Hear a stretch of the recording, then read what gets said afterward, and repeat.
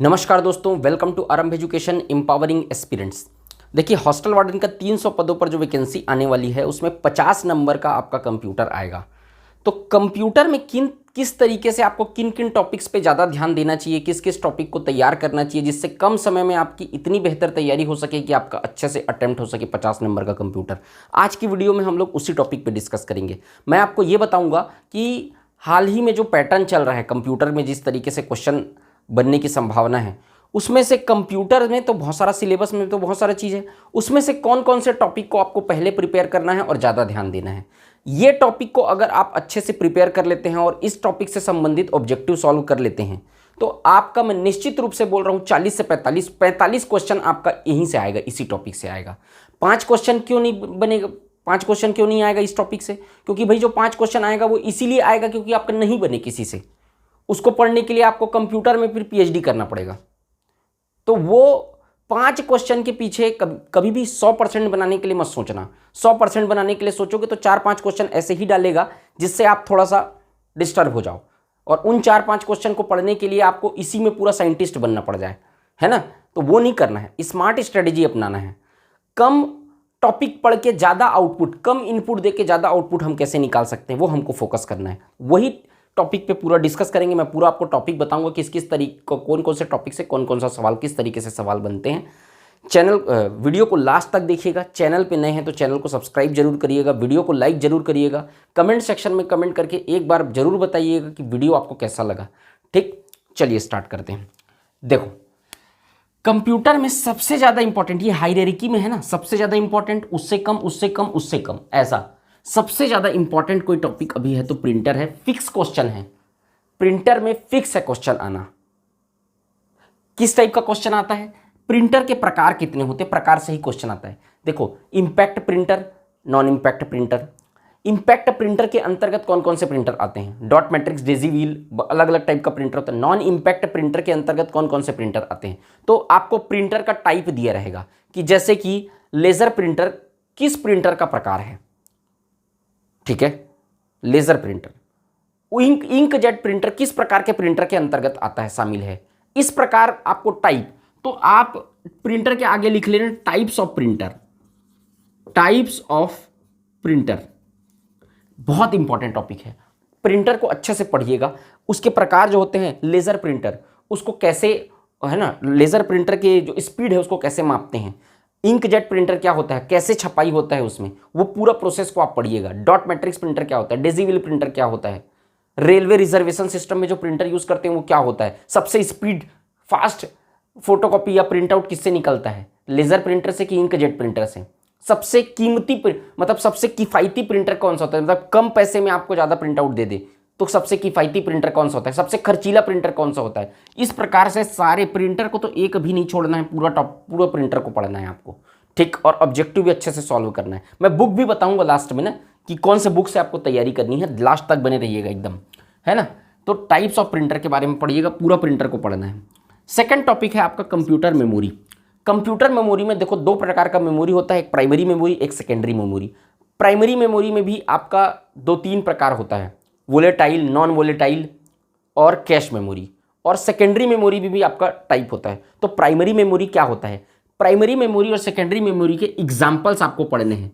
Examples जैसे कि floppy, किस मेमोरी, किस टाइप का मेमोरी, प्राइमरी है कि सेकेंडरी है। आपका डीवीडी किस टाइप का मेमोरी है, सीडी किस टाइप का मेमोरी है। उसके साथ साथ आपको पढ़ना है डीवीडी है, सीडी है, पेन ड्राइव है, हार्ड डिस्क है, तो इसका मैक्सिमम स्टोरेज कितना हो सकता है ये भी पढ़ना है आपको। एक फ्लॉपी डिस्क में कितना स्टोरेज होता है, एक सीडी में कितना स्टोरेज होता है मैक्सिमम, डीवीडी में कितना स्टोरेज होता है मैक्सिमम। इस प्रकार की चीज़ों को भी आपको पढ़ना है। साथ साथ ये किस प्रकार का मेमोरी है, पी रोम होता है, रैम किस प्रकार की मेमोरी है, प्राइमरी है कि सेकेंडरी है, रोम किस प्रकार की मेमोरी है, ई रोम, ईपी रोम, ये अलग अलग तरीके का प्रकार होता है, ये सबको पढ़ना है आपको। इसके अतिरिक्त आपको पढ़ना है मेमोरी की इकाई, मतलब 1 MB बराबर कितना KB, ऐसा 1 KB बराबर, है ना, तो KB तो सबसे छोटा इकाई होता है। फिर 1 GB बराबर कितना MB, तो 1 MB बराबर 1024 KB होता है, ठीक। 1 GB बराबर 1024 MB होता है। तो इसी प्रकार से ये बाइट को मतलब इसकी यूनिट इसको बोल देंगे यूनिट को पढ़ना है आपको कंप्यूटर के। ठीक, तो ये सब देखिएगा और ये मेमोरी अच्छा बहुत इंपॉर्टेंट टॉपिक है, इसको अच्छे से तैयार करिएगा। तीसरा है कंप्यूटर की पीढ़ियाँ, generations. First generation computer, second generation computer, third generation, fifth generation चल रहा है, अभी सेवन्थ जनरेशन तक आ गया है। तो आपको ये पूछेगा इसमें सवाल कि ये जो जैसे कि कोबोल लैंग्वेज का आविष्कार जो हुआ है वो कौन से जनरेशन में हुआ है। IC chip, integrated circuit chip, जो कंप्यूटर में यूज़ किया जाता है, किस जनरेशन में उसका आविष्कार हुआ है मेमोरी चिप का। ठीक, वो इसी प्रकार से अलग अलग टाइप के लैंग्वेजेस का, जैसे कि बोलेगा मल्टीमीडिया का यूज़ कब कौन से जनरेशन में चालू हुआ। ठीक है, अभी पूछ देगा आर्टिफिशियल इंटेलिजेंस कौन से जनरेशन में चालू हुआ। तो इस तरीके से आपको पूछेगा सवाल कि किस चीज़ का शुरुआत कौन से जनरेशन में हुआ है। तो ये पूरे जनरेशन को कंप्यूटर के आपको पढ़ना है, first, second, third, fourth, fifth generation को, है ना। चलिए आगे देखते हैं प्रोग्रामिंग लैंग्वेजेस, प्रोग्रामिंग भाषाएं। प्रोग्रामिंग लैंग्वेज में देखो, जैसे कि प्रोग्रामिंग लैंग्वेज में कई प्रकार का फोर्ट्रॉन, कोबोल, अलग अलग प्रकार का लैंग्वेज होता है, अलग अलग पर्पस से उसको उस लैंग्वेज को यूज़ किया जाता है। तो आपको पेपर में आएगा गणितीय सूत्रों को, मतलब मैथमेटिकल ऑपरेशंस के लिए किस प्रकार का जो प्रोग्रामिंग लैंग्वेज है वो यूज़ किया जाता है। व्यावसायिक कार्य के लिए, बिजनेस पर्पस से कौन से लैंग्वेज का प्रयोग किया जाता है। मशीन लैंग्वेज क्या है, असेंबली लैंग्वेज क्या है, असेंबलर क्या होता है, कंपाइलर क्या होता है, इंटरप्रेटर, इसका काम क्या होता है ना। असेंबलर का काम क्या होता है, कंपाइलर का काम क्या होता है, इंटरप्रेटर का काम क्या होता है, ये सब चीजें आपको इसमें पूछेगा। आपको समझ रहे हैं बात। तो देखिए इस तरीके का आपको किस में पूछेगा, प्रोग्रामिंग लैंग्वेजेस में पूछेगा, किस काम के लिए कौन सा लैंग्वेज यूज किया जाता है। और मशीन लैंग्वेज क्या चीज है, असेंबली लैंग्वेज, ये कोबोल क्या है, फोर्ट्रॉन किस तरीके का लैंग्वेज है, वो सब चीज़ पूछेगा आपको और वो ये इसका काम पूछेगा। तो ये प्रोग्रामिंग भाषाएं भी बहुत इंपॉर्टेंट है। अगला टॉपिक है नेटवर्क, कंप्यूटर नेटवर्क। देखो कंप्यूटर को ना जब एक साथ कई सारे कंप्यूटर को जोड़ना है तो उसमें नेटवर्क का यूज़ किया जाता है, उसको टोपोलॉजी बोलते हैं, नेटवर्क टोपोलॉजी। इसमें कई प्रकार की टोपोलॉजी होती है, बस topology, ring topology, star topology, mesh topology, tree topology. ये आप जब पढ़ेंगे तब आपको पता चलेगा। तो सबसे ज़्यादा यूज़ की जाने वाली टोपोलॉजी कौन सी है। ठीक है, अब इसमें रहता है कि एक कंप्यूटर अगर हट गया तो फिर इंटरप्ट हो जाता है, तो कई प्रकार की इसमें चीज़ें रहती है। तो इसमें टोपोलॉजी को अच्छे से पढ़िएगा, ये पेपर में बिल्कुल आता है यहाँ से सवाल। इसके अतिरिक्त इसी नेटवर्क के अंतर्गत आपको LAN, local area network, wide area network, metropolitan area network, ये सब क्या होता है, local area network, wide area network, MAN, LAN, MAN, वैन, ये सब क्या होता है, ये भी इसी के अंतर्गत आता है, नेटवर्क के अंतर्गत। इसमें सबसे ज़्यादा पूछने वाला सवाल है कौन सा टोपोलॉजी को सबसे ज़्यादा यूज़ किया जाता है। कंप्यूटर एक दूसरे से जुड़े होते हैं, कैसे जुड़े होते हैं, बस क्या होता है, सीरीज पैरेलल, अलग अलग तरीके से जुड़ा रहता है। तो इसको देखिएगा टोपोलॉजी को। आगे है इंटरनेट, ये तो आजकल बहुत ज़्यादा पूछने वाला, इसमें बहुत सवाल आता है। इंटरनेट प्रोटोकॉल क्या है, प्रोटोकॉल, ठीक। आईपी एड्रेस क्या होता है, अच्छे से देख लीजिएगा आईपी एड्रेस को, कहाँ पे लिखाता है आईपी एड्रेस, किस तरीके का होता है, किससे अलग होता है IP address. Internet protocol. Web page क्या होता है, वेब एड्रेस क्या होता है, वेब एड्रेस का कहाँ पे लिखाता है वेब एड्रेस। डोमेन नेम क्या होता है, डोमेन नेम को अच्छे से देख लीजिएगा, उसको जान लीजिएगा कि क्या होता है डोमेन नेम। तो ये सब बेसिक जानकारी है जो आपको डेली यूज में, डेली लाइफ में भी यूज होगा। आप करते हैं नेम, लेकिन अच्छे से उसको पढ़े नहीं होंगे आप, उसी को अच्छे से पढ़ना है, उसी को तोड़ तोड़ के पूछेगा। डोमेन नेम क्या होता है, आईपी एड्रेस क्या होता है, वेब पेज क्या होता है, वेब एड्रेस क्या होता है। वेब ब्राउज़र, जैसे गूगल क्रोम एक वेब ब्राउज़र है, तो उसी प्रकार का फायरफॉक्स, और भी कई प्रकार का, सफारी भी वेब ब्राउज़र है, उस तरीके का। क्लाउड कंप्यूटिंग क्या होता है, पेपर में आ चुका है। यहाँ मैं जो बता रहा हूँ ना आपको, वो पेपर में आ भी चुका है। पिछले बार के वार्डन के एग्जाम के पेपर को देखते हुए मैं आपको बता रहा हूँ, उस अनुभव से उसको देखते हुए मैं बता रहा हूँ कि इस तरीके का सवाल आता है। उसके बाद देखिएगा कंप्यूटर, तो इंटरनेट हो गया, इंटरनेट को अच्छे से पढ़ना है ना। कंप्यूटर डिवाइस, कंप्यूटर डिवाइस में आप देखिए इनपुट आउटपुट डिवाइस, बेसिक है ये, बेसिक्स ऑफ कंप्यूटर। मैं इसको सबसे पहले भी बता सकता था, लेकिन अब भैया इसको, ये क्या है, रटने वाला टॉपिक है।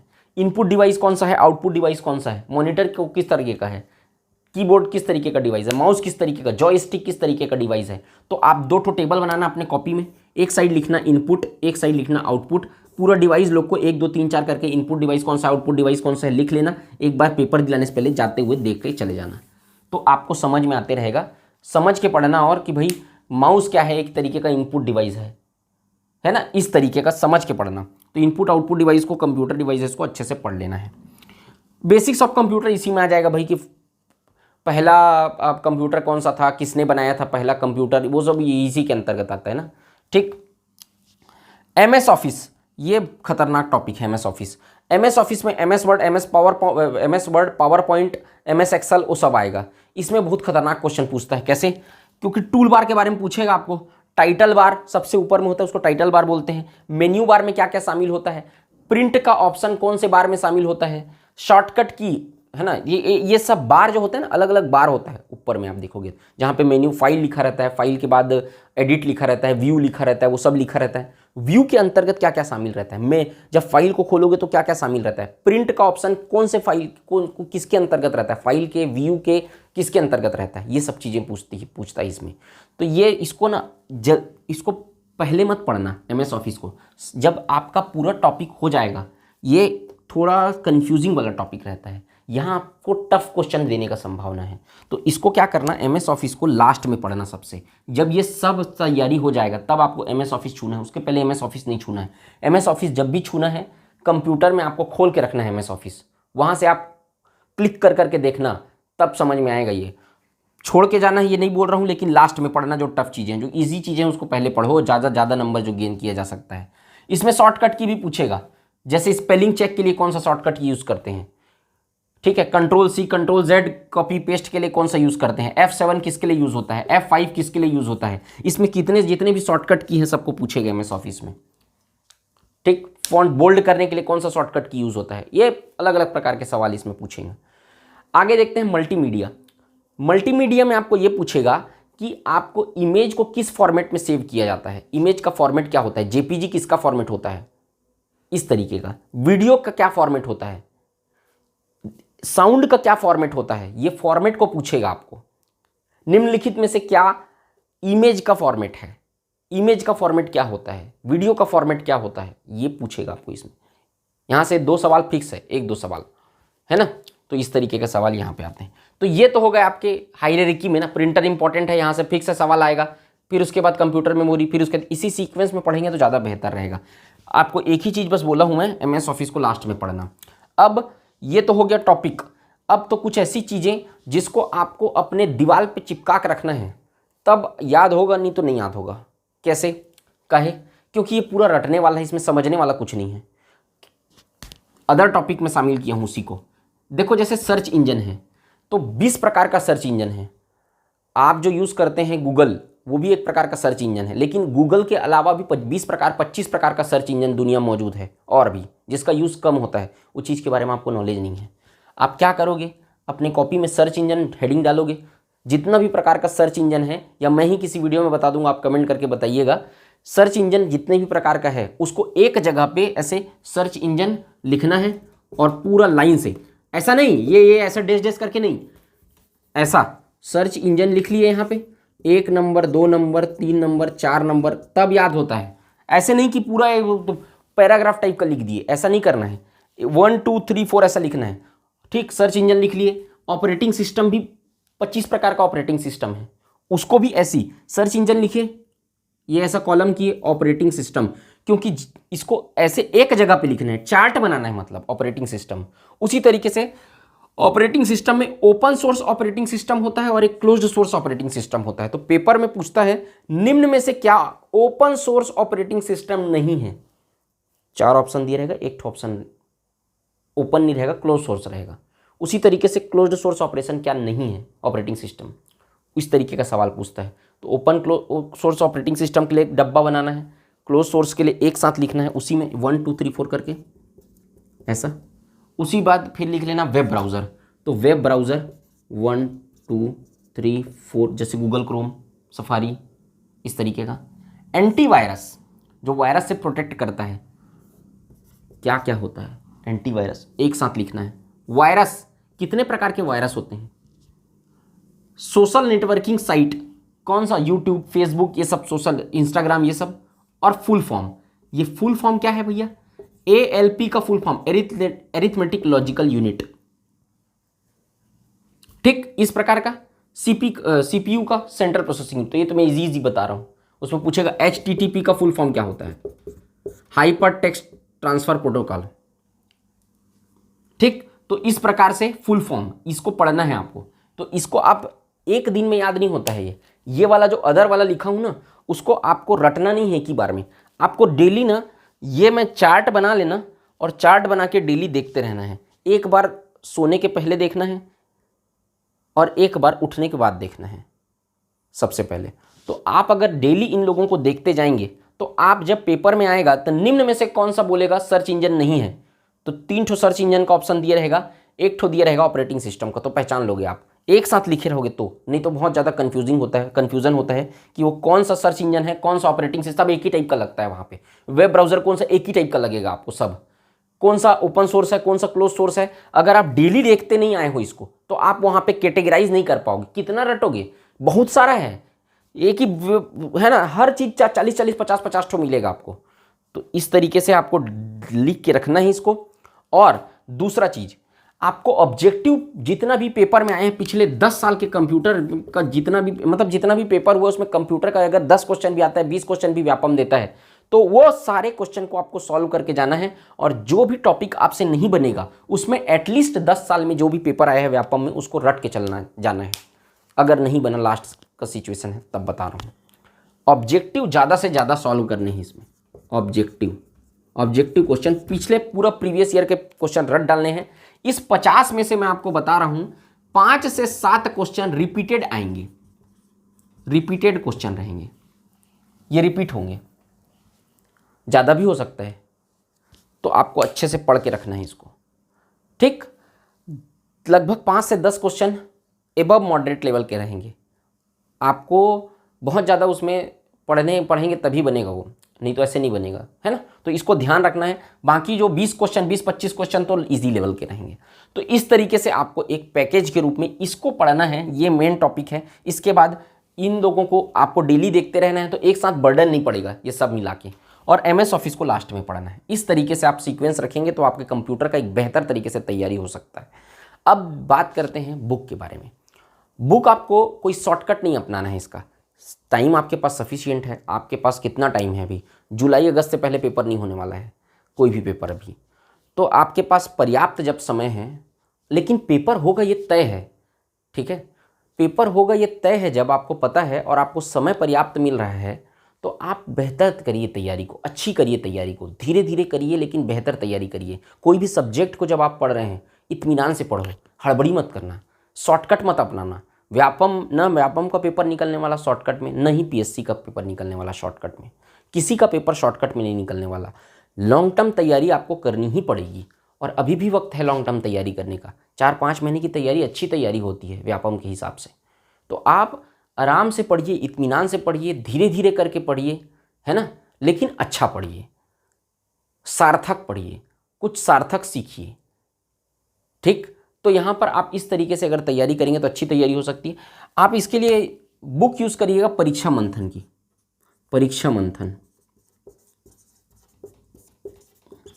ये डिटेल बुक है, इसको आप पढ़ेंगे तो सब बन जाएगा। एकेडमी की अगर कोई बुक फॉलो करते हैं तो फिर शॉर्टकट वाला अपनाओगे तो फिर दिक्कत होगा। ये थोड़ा डिटेल रहता है तो इसमें आपको पढ़ोगे और ऑब्जेक्टिव सॉल्व करना है।